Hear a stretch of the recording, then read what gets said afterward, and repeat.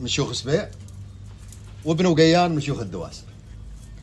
جو في لازم من الكويت وهم أهل كيف وأهل قهوة، فشافوا هاك البيت المروبع قالوا أكيد نحصل فيه قهوة. أثر المعزب صاحب البيت هذا ثقيل خطوة ورجال متين شوي. واحد منهم اللي هو بن قرملة قال عز الله هالزول هذا ما وراه قهوة.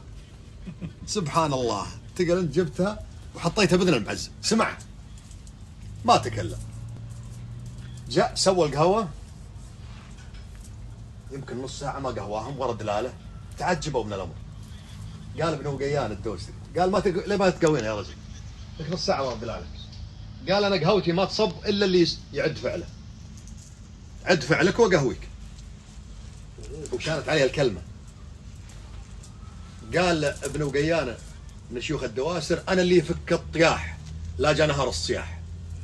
قال أنت من أنت؟ قال أنا اللي جمعها اللي تفرقت ويفرقها اللي تجمعت. قال أنت من أنت؟ قال أنا أبو اثنين. قال شيخ الجمالين مسبيع. قال لي بالله أنا. قالوا نعم. ويقهويه ويرجع دلته. قال الثالث ليه ما تقهويني؟ قال عد فعلك. قال ما يكفيني فعل اخوياي. قال انت بالذات اللي قال الكلمه، انت بالذات لازم تعد فعلك.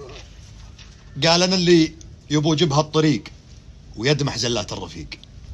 قال انت من انت؟ قال ابن قرمله. قال شيخك عطان؟ قال لي بالله انا. قال والله ونعم وسبعة انعام لكنك اوجعتني مرتين. قال شلون؟ قال الاولى يوم تقول هالزول هذا ما وراه قهوه، والحين اوجعتني يوم تقول انك تدمح زلات الرفيق، وليتني دمحت زلتك وما سويت هالاختبار هذا كله. ويقلطهم على ثلاث طال عمرك 3 ذبايح كل واحد قدام ذبيحته، وصارت خوه هو وياهم بعد هالموقف هذا. نعم يدمح زلات الرفيق. هذه ما تخبرون في قصيدة الراكان على سالفة المطلع لما تسمى باسم العجمان، لما يقول يا ربعنا ما من صديق جمعين والثالث العتيبي.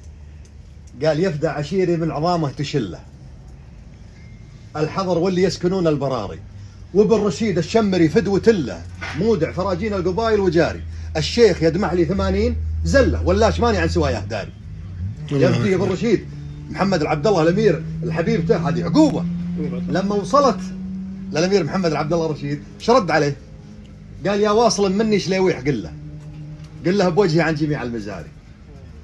والله ملومه لا فداني بخله اكيد جار له من الحب جاري. قبله سخيف الروح حالي يسله سيوف المبهمه بلا باري.